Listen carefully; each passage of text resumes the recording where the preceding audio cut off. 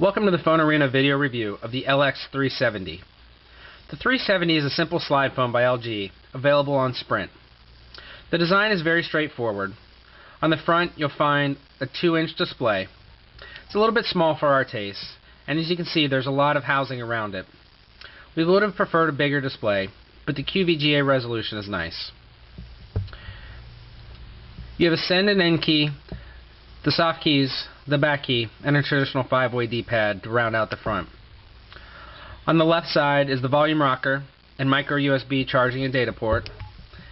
And on the right, you'll find a 2.5mm headset jack, microSD card slot.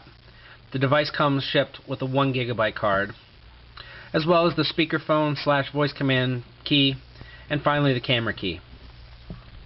The back is very straightforward, with a simple 2-megapixel camera and the speaker. The door does take a little bit of work to slide off if you don't do it properly. The proper way is to just press on the top, and then it becomes very simple. Underneath it, you'll simply find the battery. Sliding the phone up reveals a decent-sized traditional keyboard. The keys all have nice play. They're very easy to press, and there's no doubt about it. One thing that we really appreciated on the design is the curved nature of the top of the slide. This means there's no overhang for these keys at the top row, and indeed, the keyboard's very easy to use and nice to type on. The overall build quality of the 370 is very good.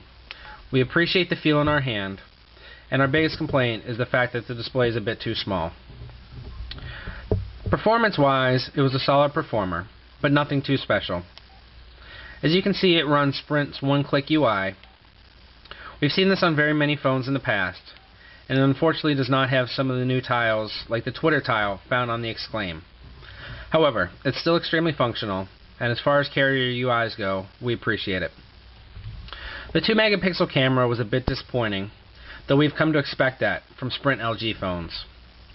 The color saturation was poor, the images were a bit dark, and there was graining and just overall lack of detail in the pictures. Still, for a basic phone, we think the 370 is a good choice. However, Sprint is currently charging $100 for it on contract, which we think is very overpriced.